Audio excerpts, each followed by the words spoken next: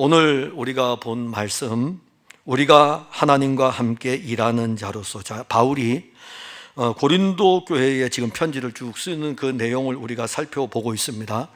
바울의 그 사도권에 대한 이 문제고, 바울의 사도권에 대한 이 문제는 그냥 고린도 교회 자체를 어지럽게 합니다. 근데 우리가 이걸 아셔야 돼요. 당시의 초기 기독교 공동체의 교회는 어떻게 구성되어 있냐면은, 고린도 교회 하면은 이렇게 고린도 교회 성도들이 한 자리에 모여서 예배드릴 수 있는 공간은 없습니다. 그때 당시에는. 그러니까 고린도시에 있는 모든 교회는 고린도 교회로 불려지게 됩니다. 그러면 고린도시가 인구가 50만 명이 넘으니까는 그 50만 명의 인구가 넘는 그 도시에 교회는 여기에도 세워질 수 있고 저기에도 세워질 수 있고 이렇게 세워집니다. 근데 이제 세워지게 되면은 이 고린도 교회가 세워질 적에 바울이 복음을 전해서 고린도 교회가 세워지게 되고, 바울이 떠난 뒤에는 아볼로가 오기도 하고, 그래서 이제 이 사역자들이 계속해서 이게 바뀌는 중에 교회들이 하나둘 이렇게 이제 고린도 안에 세워지게 되죠. 그러면 이제 어떤 문제가 생기냐면, 우리가 이렇게 함께 모여서 예배드릴 때에는 한 몸의 교회로 세워져 가는데 별 어려움이 없습니다. 그런데 만약에 풍성한 교회가 여기에도 하나 있고 수원에도 하나 있고 동탄에도 하나 있고 이게 다양하게 있다 그러면은 어떨까요? 이게 혼자서 감당할 수 있는, 그러니까 동시에 예배를 드릴 때에 여기에서도 예배드리고 저기에서도 예배드리고 혼자서 못 드리잖아요. 그러면 고린도 교회 안에 사역자들이 이렇게 다 있다고요. 사역자들이 있는데, 이 복음이 전해질 적에 고린도 교회 사람들이 복음을 받았는데, 이 복음을 받아서 그리스도가 교회의 머리가 돼야 되는데 교인들의 신앙이 장성한 분량에까지 이르지 못하다 보니까는 어떤 문제가 생기냐면은 사람을 따르는 일들이 생깁니다. 그래서 요 지역에서는 바울을 따르고, 요 지역에서는 아볼로를 따르고, 요 지역에서는 게바를 따르고. 근데 문제는 이렇게 따라가다 보니까는 서로 이제 담이 형성이 되죠. 담이 형성이 되고, 이 담이 형성됨으로 인해 가지고 우리가 더 난데, 바울을 추종하는 세력들은 우리가 더 난데, 베드로를 추종하는 세력들은 우리가 더 난데, 교회가 그런 상황입니다. 그러니까 교회 안에는 첫 번째 편지에서는 다양한 고린도 교회 문제가 대두될 수밖에 없었고, 첫 번째 편지를 쓰고 난 다음에 두 번째 편지에서는 이런 교회를 노리는 거짓 사상들, 즉 바울이 사도의 권한이 있느냐? 그럼 누가 좋아할까요? 베드로를 따르는 사람들 되게 좋아하겠죠. 아볼로를 따르는 사람들이 되게 좋아하겠죠. 왜냐하면 바울의 사도권이 진짜냐? 왜냐하면 베드로는 예수님과 함께 이렇게 다녔으니까는 그는 이 일을 제기할 사람이 아무도 없습니다. 그리고 아볼로가 바울 뒤에 와서 사역을 했기 때문에 그도 별 어려움은 없어요. 근데 문제는 바울이 복음을 전하고 떠난 상태였기 때문에, 시간이 좀 지났기 때문에 교회 안에 이 거짓 사도들이 등장을 해가지고 바울이 전하는 복음이 맞는지에 대해서, 이런 부분들이 이제 교회 안에 일어나게 됩니다. 그래서 바울이 고린도 교회에 두 번째 편지를 쓰면서, 여러분들이 보다시피 교회의 머리는 예수님이십니다. 예수님이 교회의 머리이기 때문에 어떤 문제가 있더라도 바울은 이 문제를 풀어가는 것은 뭐냐면은 복음이신 그리스도예요. 복음이신 그리스도를 가지고 이 문제를 접근해야 되는 것은 교회의 머리가 예수님이시기 때문에. 만약에 교회의 머리가 목회자라 그러면 목회적 관점에서 접근을 하면 되겠지만 아니에요. 교회의 머리는 예수님이십니다. 그래서 예수님의 이 복음에 대해서 먼저 자세히 알려주게 되죠. 그 복음에 대해서 자세히 알려주게 되고, 특히 우리가 4장에 가게 되면은 질그릇에 담긴 보배라든가 겉사람과 속사람에 대해서 속사람에 대한 부분을 특별히 강조하고 있고, 5장에 가게 되면 무너질 우리의 육체의 장막집이 아니라 무너지지 않는 영원한 집에 대해서 말씀을 합니다. 그리고 난 다음에 어떤 말씀을 하냐면은, 앞에서 이제 언급했던 거짓 사도들이 주장하는 유대주의적 율법주의자들이죠. 그들은 유대주의적 율법주의를 가지고 자기중심적이에요. 자기 기분대로 하는 거예요. 자기 기분대로 사역을 하면서, 유대주의적 율법주의자는 어떤 관점이냐면 내가 최고라는 것입니다. 내가 모든 것이에요. 그런데 이 교회에 들어와 가지고 유대주의적 율법주의자들이 자기가 최고니까는 뭘 가지고 갈까요? 육신을 따라 하는 거예요. 사람의 육신의 마음을 만족시키고 육신을 따라서 이렇게 편을 만드는 거죠. 그래서 육신을 따라 일하는 이 문제를 바울이 거론을 했어요. 그래서 육신을 따라 일하는 사람, 신령한 일을 하는 사람, 이런 부분을 언급을 하고 난 다음에 11절에 와서 우리가 고린도후서 5장 11절부터 와서는 영에 대한 부분, 신령한 일에 대해서 말씀을 합니다. 특히 이 부분을 언급할 때 화목하게 하는 직분에 대해서 말씀해요. 그 말씀을 하는 것은 우리는 하나님께서 그의 아들을 보내심은 그의 아들을 통해서 하나님과 우리 사이를 화목하게 해주셨는데, 바울이 증거할 때에 우리는 그 일을 한다 이겁니다. 즉 다른 일이 아니고 사람들에게 화목하게 하시는 예수 그리스도를 알려주고, 예수 그리스도를 통해 가지고 하나님과 우리 사이가 원수가 되었을 때에 이 일을 하나님은 그의 아들 그리스도를 통해서 화목하게 해주셨다는 것을 증거하는 겁니다. 그리고 이제 6장에 와서는 우리가 하나님과 함께 일하는 자로서, 여기는 무슨 일일까요? 무슨 일?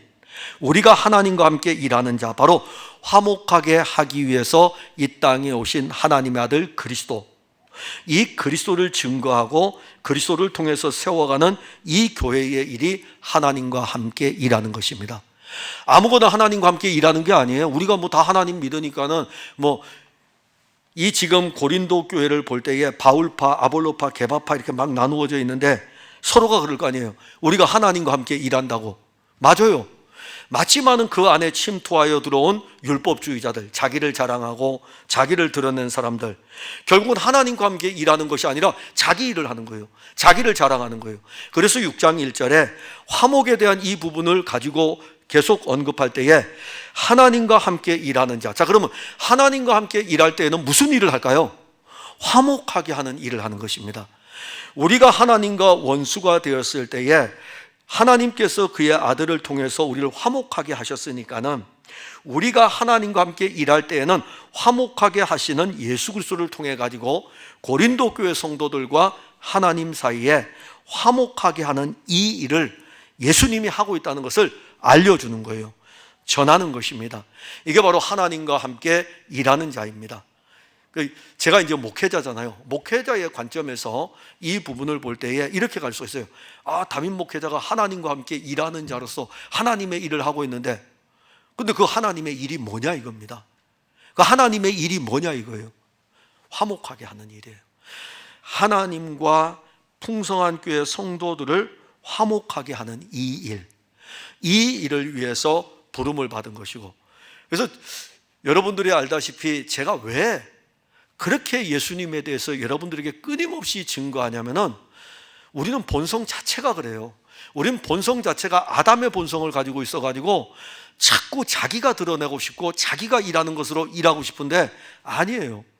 하나님이 그의 아들 그리스도를 통해서 그리스도를 통해서 하나님이 하나님과 우리를 화목시켜 하는 이 일, 그래서 이 일을 할 때에 오늘 6장 1절 하반절에 이게 나옵니다. 우리가 하나님과 함께 일하는 자로서 너희를 권하노니, 권면하는 거예요. 말씀으로 이렇게 가르치는 것입니다. 말씀으로 권면하여 가르치는 것은 하나님의 은혜를 헛되이 받지 말라. 은혜라고 하는 이 자체는 무엇입니까? 거저주는 선물이죠. 거저주는 것입니다. 그런데 하나님의 은혜를 헛되이 받지 말라는 것은 하나님께서 그의 아들 그리스도를 주고 이 그리스도가 하나님과 우리 사이에 화목하시게 하시는 분이셔요. 하나님의 아들 그리스도가 이 그리스도를 우리에게 주었다 이겁니다. 이 그리스도가 우리에게 왔어요. 그럼 이거 엄청난 선물이죠. 이게 엄청난 은혜입니다. 세상 어떤 것보다도 이 큰 은혜는 없습니다. 그러면 하나님의 아들 그리스도가 우리에게 왔어요. 그러면 그 그리스도가 옴으로 인해서 하나님과 원수되었던 우리가 하나님과 화목을 누리게 됩니다. 근데 여기 오늘 본문에 하나님의 은혜를 헛되이 받지 말라는 것은 뭐냐면 이것을 받아야 되는데 이것이 아닌 율법주의자들이 들어와 가지고 교회를 어지럽히는 것 중에 하나가 뭐냐 하면은 그리스도의 은혜, 그리스도가 선물인 이것을 증거하지 아니하고 율법주의자들은 자기들이 열심을 내는 거 아닙니까? 예수님 당시에도 있었어요. 예수님 당시에도 바리새인들이 예수님을 향해 가지고 자기들 얼마나 자랑합니까? 우리가 말씀도 얼마나 잘 듣고 우리가 일주일에 얼마나 우리가 금식도 몇 번 하고 우리가 교회 일을 얼마나 열심히 하는데 바리새인들은 어느 시대나 다 있어요. 이 시대에도 바리새인들이 있다니까요. 자기의 의를 드러내고 바리새인들이 있어요. 그러면 이 자기의 의를 드러내는 이런 이 바리새인들은요, 하나님의 아들 그리스도가 우리에게 통째로 완 이 은혜를 거절하는 거예요. 헛되이 받는 거예요. 그리스도를 받지 아니하는 모든 것들은 다 헛된 것입니다. 그래서 은혜를 헛되이 받지 말라는 것은 하나님의 은혜를 잘 받아야 되는 거예요. 교회를 다니면서 정말 여러분들이 받아야 되는 것은 하나님의 은혜를 받아야 됩니다. 하나님의 은혜. 그럼 하나님의 은혜를 받으면 그냥 그리스도를 받으시면 돼요. 예수 그리스도 그 말씀이 우리에게 전부가 실제가 되니까는 그 말씀을 아멘으로 받으시면 돼요. 이 말씀을 받는데 우리가 자꾸 거절하려고 그러잖아요. 여러분들 은혜라는 이 선물을 거절하십니까? 아니잖아요.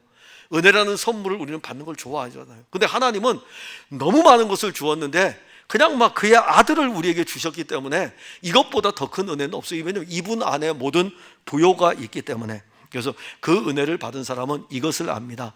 받은 은혜를 자랑하고 싶죠. 받은 은혜를 자랑하고 싶어요. 왜냐하면 너무 큰 은혜이기 때문에. 오늘 우리 선교사님이 와서 이제 잠시 조금 뒤에 이제 하겠지만은, 사실 저는 선교사님이 그걸 요청을 했을 때 제가 흔쾌히 대답을 못했어요. 왜냐하면 우리 교회가 해야 될 사역이 계속 있기 때문에 어디서 돈을 마련해야 될지 아주 정말 힘들었는데, 그래서 제가 오후 예배 때 올라왔을 때 설교를 했잖아요. 그때 그날 바로 이 선교사님이 오셨을 때 저하고 같이 점심을 같이 했을 때예요. 근데 제가 답을 못 줬어요. 답을 못 줬기 때문에 오후 예배 올라와서 그때에 설교를 할 적에 그랬거든요. 선교지에 대한 부분을 이야기했을 적에 우리 교회 한 분이 1,000만 원을 헌금을 한 거예요. 목사님이 선교를 가야 되는데 못 갔어요. 그래서 제가 그때도 자랑했고 지금도 또 자랑하잖아요. 1,000만 원 가지고도 자랑한다고요. 1,000만 원 얼마나 감사합니까? 자랑하잖아요. 그러면 하나님의 아들이 우리에게 선물로 왔다면 얼마나 자랑하고 싶겠어요? 하나님의 아들이 우리에게 선물로 왔다고 한번 해보세요. 왔잖아요. 그럼 우리에게 이것을 얼마나 자랑하고 싶겠습니까? 이걸 바르게 받게 되면은 이것은 우리의 자랑이 되는 것입니다. 그런데 이것을 바르게 받을 수 있도록 2절에 가면 놀라운 은혜가 나오는데, 우리는 원래 삐딱해 가지고요, 아담의 본성을 가지고 은혜를 거저 주어도 안 받으려고 그래요. 그러니까 성도들이요, 교회를 다니면서 은혜를 받읍시다, 은혜 많이 받았습니다 라고 하지만 실제는 은혜를 안 받으려고 하는 경향성들이 더 강하다고요. 왜냐하면 자기 고집에 딱 매여 있기 때문에, 자기 영적 고집. 그래서 회개치 않는 오죽하면은 하나님이 우리에게 회개를 요구하실 때 이걸 말씀하실 거예요. 회개치 않는 고집. 그러니까 우리 나름대로 내가 가지고 있는 것이 있다고요. 그런데 하나님의 말씀과 내가 가진 것이 비교했을 때 내가 가진 것이 꺾여야 되잖아요. 그럼 회개가 와야 되는데 회개가 안 되고 내 고집을 내세울 때에 오죽하면 하나님도 회개치 않는 고집이라고 말씀해서, 그건 저도 있어요. 저도 있고 우리 다 있는데, 하나님의 은혜를 우리에게 주셨는데 이거 받지 않으려고 하는 모습들이 다 있다 이겁니다. 그때의 2절에 보면 내가 은혜 베풀 때에 너에게 듣고 구원의 날에 너를 도왔다. 내가 도와줄게. 내가 은혜를 베풀 때에 너가 이 은혜를 다 받을 수 있도록 내가 도와줄게. 그거 말씀하신 거예요. 얼마나 멋있습니까? 선물을 이렇게 줬는데 우리 아담의 본성으로 그거 예수님 필요 없어요 이렇게 했는데, 하나님은 아니야, 넌 예수님이 꼭 필요해. 그래서 너가 예수를 선물로 받을 수 있도록 내가 너를 도와줄게. 하나님 멋있는 분 아니셔요? 그 놀라운 그래서 여기에 은혜 베풀 때에, 내가 은혜를 베푼다는 것은 하나님의 아들 그리스도를 내가 너에게 주는데, 그래서 너에게 듣고 구원의 날에 내가 너를 딱 들어보니까는 너는 영적으로 내가 주는 것을 도저히 받으려고 할 생각조차 안 한다 이겁니다. 너에게 들어보니까는. 그래서 내가 너를 도와줘야 되겠다. 선물이신 은혜를 줄 뿐만이 아니라 이 선물을 통해서 내가 너를 구원하는 것에 대해서 내가 너를 도와줘야 되겠다. 그리고 2장 끝부분에 가면 하셨으니 보라 지금은 은혜 받을 만한데, 그때가 언제냐면 지금이라 이겁니다. 지금 내가 하겠다. 이 말씀을 쓰면서 이 지금이 바로 너가 받을 수 있는 때이고, 그리고 너가 지금 이것을 받을 때에 구원에 이르는 이 일을 내가 도와주겠다. 그러니 참 우리 하나님 멋진 하나님 아닙니까? 저는 너무 멋진 하나님이에요. 제게는 우리 원래 거역하는 본성이었는데 선물을 통째로 그 아들을 우리에게 내게 주면서 본성적으로는 고집하면서 막 거절하고 이랬는데, 야, 내가 도와줄게. 그러면서 그 모든 선물도 받을 수 있도록 도와주는 겁니다. 마치 우리가 어린아이들에게 보면은 이 어린아이들에게 무슨 선물을 하나 주잖아요. 아주 꼬맹이들. 그러면 이 아이들 어떨까요? 자기 마음에 안 차면 자기 고집대로 하려고 막 그러잖아요. 그럼 막 때를 쓰고 막 그런다고. 근데 부모가 주려고 하는 선물이 너무너무 좋은데 막 때를 쓰고 그런다고요. 그러면 어떻게 할까요? 그 선물을 주기 위해 가지고 이 아이의 손을 잡고 이 선물도 사가지고 그리고 가는 거예요. 주니까 안 받으려고 하니까는 이 선물도 가지고 가면서 이 아이가 가지고 보니까는 너무너무 좋거든요. 그걸 가질 수 있도록 우리 부모도 자녀에게 그런데 하물며 하나님 아버지께서 그의 아들을 주었는데 그의 아들을 안 받는다고 하나님이 우리를 네 안 받으면 말어, 이게 아니라 창세전에 그리스도 안에서 택함을 받은 그 자녀들에게는 내가 반드시 너를 도와준다. 내가 반드시 너를 도와주고 내가 내 아들을 보냈는데 내가 그냥 외면하겠느냐? 너가 이 아들을 선물을 받을 수 있도록 내가 도와주겠다. 이렇게 지금 말씀하는 것입니다. 그게 바로 하나님과 함께 일하는 자가 가져야 될 영적 사명입니다. 하나님과 함께 일하는 자는 그리스도를 자꾸 주려고 해야 되고 이 선물을 자꾸 심어줘야 됩니다. 오늘 말씀은 여기까지 보고